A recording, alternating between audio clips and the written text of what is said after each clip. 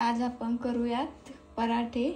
तर मी एवढे अर्धा किलो बटाटे घेतलेले आहेत आणि ते कुकरमध्ये पाणी गरम व्हायला ठेवलेलं आहे।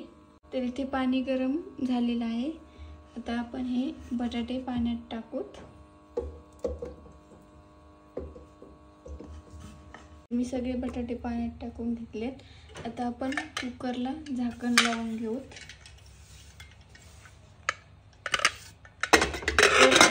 झाकण लावल्याच्या नंतर 4-5 शिट्ट्या होऊन देऊत, म्हणजे बटाटे मऊ शिजतील।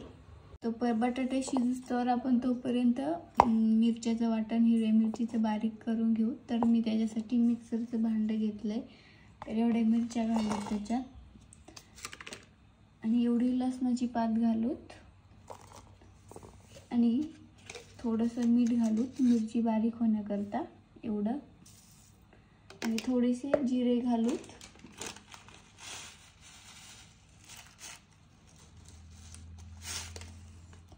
एवढे आता आपण झाकण लावून मिक्सरवर बारीक करून घेऊत। तर मी हिरवी मिरचीचं वाटण बारीक करून घेतलेलं आहे अशा प्रकारे। तर आता आपण हे बाजूला ठेवून पीठ मळून घेऊ। तर एवढी कणिक घेतलेली आहे मी चाळून बारीक। आता आपण त्याच्यात चवीपुरतं थोडंसं मीठ घालूत,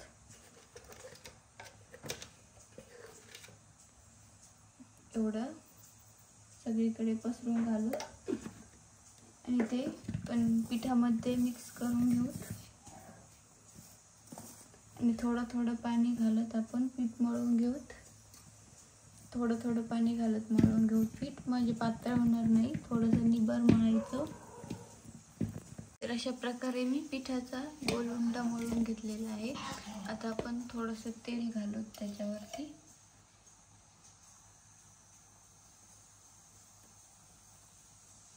आणि तेल पिठामध्ये मळून घेऊ। तर तेल टाकल्याने कणिक मऊ येते। तर आपण चांगली मळून घेऊत। अशा प्रकारे मी हे पीठ मळून घेतलेलं आहे। आपण 10 मिनिटं असं भिजवून देऊ पिठाला। आणि आता आपण कुकरच्या शिट्ट्या काढून घेऊ। तर 5 शिट्ट्या झालेल्या आहेत कुकरच्या। आता आपण खोलून घेऊ। तर मी कुकरमध्ये हवा काढून घेतलेली आहे। आता आपण झाकण काढून घेऊ। तर हे बघा, अशा प्रकारे बटाटे शिजलेले आहेत। आता आपण हे पाणी काढून घेऊ। तर मी गरम पाणी काढून घेऊन थंड पाणी ओतलंय त्यात। आता आपण याचे हे वरचे सालटे काढून घेऊ बटाट्याचे अशा प्रकारे। तर अशा प्रकारे मी बटाटे सोलून घेतलेले आहेत सगळे। तर बटाटे खूप मऊ शिजलेले आहेत अशा प्रकारे बघा। आता आपण हे असे बारीक करून घेऊ सगळे अशा प्रकारे सगळे। मी इथे कढई तापायला मांडलेली आहे। आता कढईमध्ये आपण थोडंसं तेल घालूत आणि तेल थोडं तापून देऊत। तेल तापलेलं आहे। आता आपण थोडेसे जिरे घालूत एवढे, आणि थोडीशी मोहरी घालूत एवढी। आता आपण हा बारीक चिरलेला कांदा घालू त्याच्यामध्ये आणि छान परतून घेऊ। आपण मिक्स करून घेऊ तेलामध्ये कांदा। तर अशा प्रकारे कांदा परतलेला आहे। तर आपण हे बारीक केलेलं वाटण घालू त्याच्यामध्ये। हे सगळं वाटण घातलेलं आहे मी। आता आपण कांदा आणि वाटण मिक्स करून घेऊ। तर हा मी बारीक चिरून घेतलेला आहे कढीपत्ता, तो घालू त्याच्यामध्ये, मिक्स करून घेऊ सगळीकडे।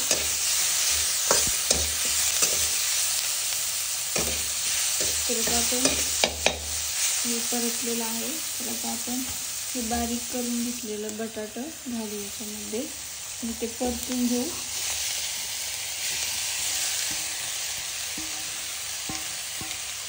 बटाटे बारीक केलेलं घातलेलं आहे सगळं। आता आपण हे मिक्स करून घेऊ सगळं।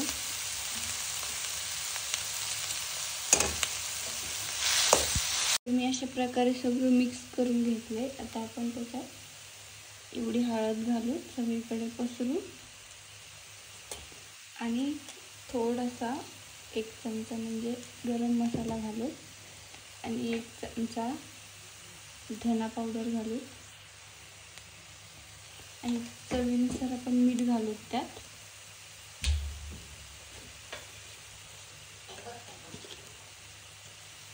एवढं सगळीकडे पसरून घालू. आता आपण ते मिक्स करून घेऊ.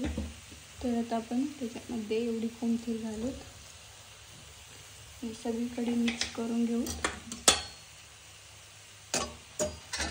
तर छान परतून घेऊ, सगळं मिक्स करून घेऊ. तर अशा प्रकारे मी सगळं मिक्स करून परतून घेतलेलं आहे. आता आपण हे पिठात घालून पराठा लाटून घेऊत. तर पराठा लाटण्याकरता मी इथे घेतलेला आहे पोळपाट बेलणं. त्यात आपण बेलणं साईडला ठेवू थोडा वेळ आणि मी इथे उंडा तोडून घेतलेला आहे, त्याला पीठ लावून घेतलंय. तर आता आपण त्याचा असा आकार बनवूयात. तर अशा प्रकारे बघा असा आकार बनवून घेतलेला आहे मी.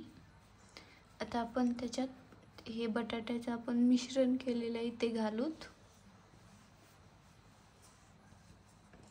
थोडं घालायचं मापामध्ये, म्हणजे पराठा फुटणार नाही लाटताना. तर अशा प्रकारे घातलेलं आहे मी एवढं. तर आता आपण त्याला पॅक करून घेऊत. असं खालून वरती हे करून घेऊ गोल आकार त्याचा.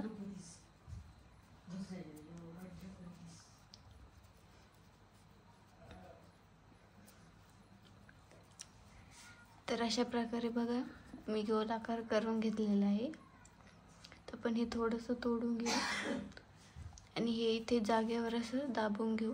आता आपण पराठा लाटून घेऊ पिठात बुडून थोडासा. तर मी इथे पीठ लावून घेतलेलं आहे. तर आता आपण हलक्या हाताने लाटून घेऊ. तर हलक्या हाताने लाटून घ्यायचं, जास्त दाब नाही द्यायचा त्याला.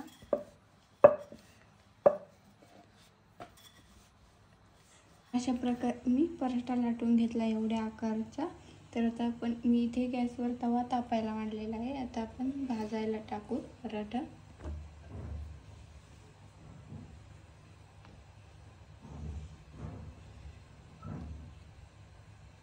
आता आपण पराठा उलटून घेऊ. तर वरची बाजू खाली करू, खालची बाजू वरती करू आणि आता आपण थोडं थोडं चमच्याने सगळीकडे पसरून तेल लावू. त्याला पराठ्याला सगळीकडे तेल लावून घेऊ. तशा प्रकारे